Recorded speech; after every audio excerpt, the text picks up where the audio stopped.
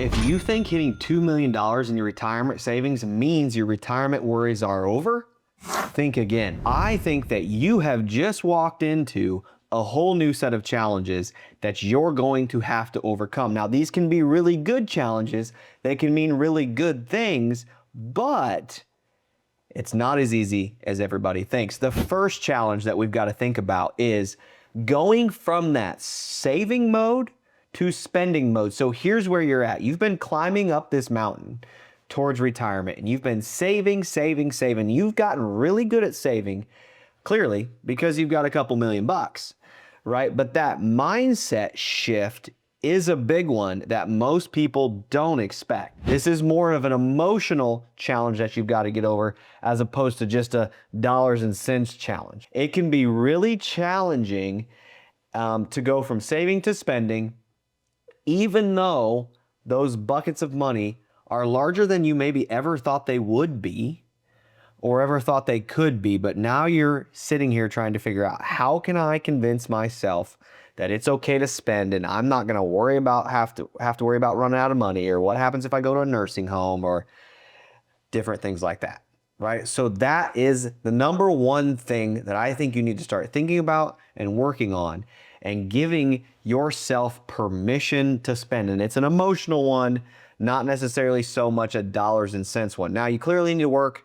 through some planning, whether that's on your own or with a firm like ours, and determine, hey, it's okay to spend at the levels that I want to spend, so you don't have to worry about running out of money. But most likely, if you got 2 million bucks, you're gonna be okay in a lot of situations. Now, we as a firm do financial planning. So if you're in that situation, you haven't given yourself permission to spend, and you need some help doing that, down there in the description below, we've got this toolkit, and it's gonna talk through several of the different things that we talk through today on this video, and it could be very helpful to you. All right.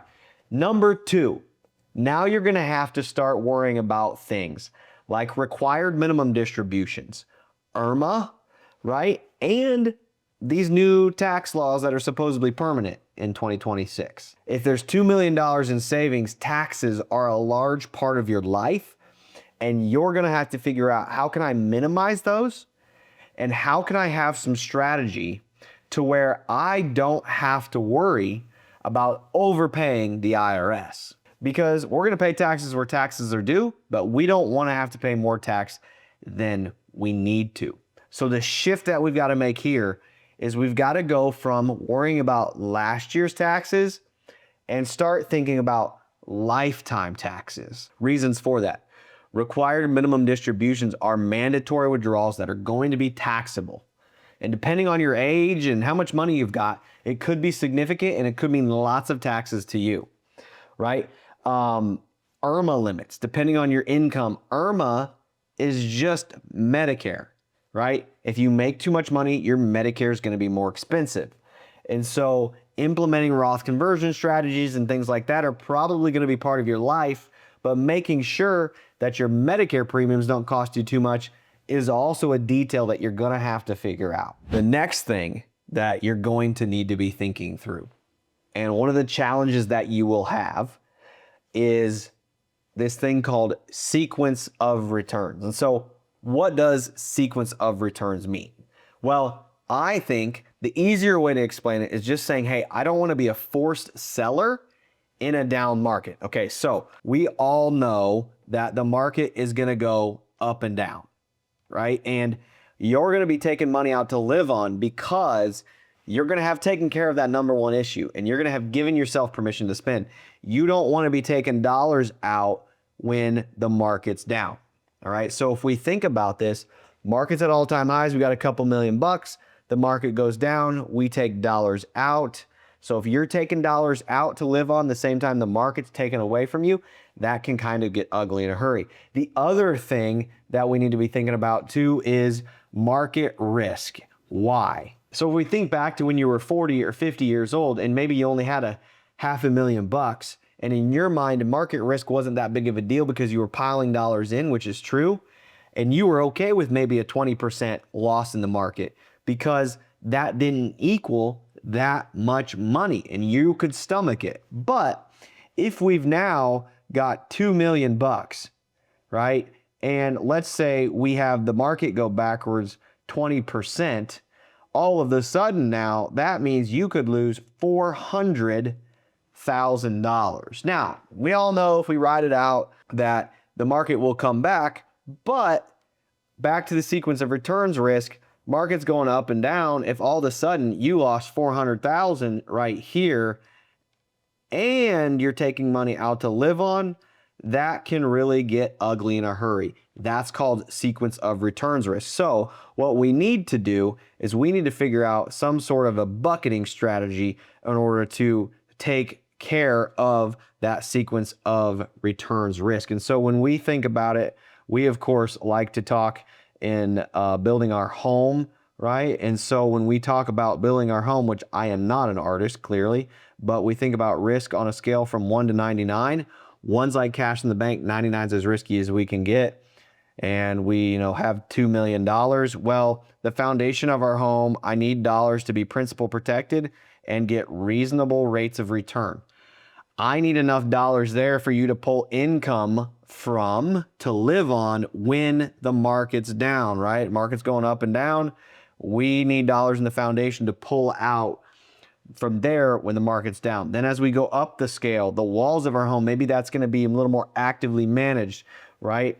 And associated with some different time frames, right? The foundation is near term, the walls are mid-term, the roof is long term, right? So we need to have some sort of a structure like that. But in addition to that, it doesn't just need to account for time frames, it needs to account for the types of dollars in those accounts. So I want our Roth IRA money to be our highest risk dollars. And a lot of times I'll want IRA money to be our lowest risk dollars. So when we think about that, we need to have some sort of a strategy for sequence of returns. We need to understand how much risk we have. It could be a whole lot more than it used to be. And that those losses could mentally or emotionally mean a lot more to you now than they did when you were 40 or 50 years old. Now, number 4, thing we need to think about when it comes to having a couple $1 million is this: wealth without purpose, okay? And so wealth without purpose means more than likely, now, not this way in every scenario, but more than likely, if you've got a couple $1 million, you're gonna be passing dollars to something or someone, right? And so we need to understand what the purpose of the $2 million is for. Now, this kind of goes all the way back to the beginning of the video where we got to give ourselves permission to spend it. Maybe the purpose of this money is to simply burn through it and go have some fun, buy the red truck, buy the beach house, go on the trip, whatever it is. But if we're passing dollars to the next generation, that could be a purpose as well. In the end, you're going to leave money to three different places, right? Either your family, your friends, to a person, right? To some sort of a non-for-profit, or to the IRS. And we need to figure out, of those three, who do we want to leave the most money to? And there's all kinds of strategies that come with that. Wealth can be lost after that first generation really quickly if it's not communicated and talked about. And so now's the time to start thinking, strategizing, and communicating and talking about it, because it could really benefit the next generation. It could really benefit that non-for-profit that's near and dear to your heart, or whatever the case may be. So most likely a couple $1 million that you're not going to need in your lifetime. And we need to make sure that we're doing the right things for that. I've got a video right here that talks about tax planning and how maybe not worrying about a rate of return is as important as making sure that we're having some strategy and withdrawing dollars from the right buckets in the right time periods, and help potentially saving a lot in taxes.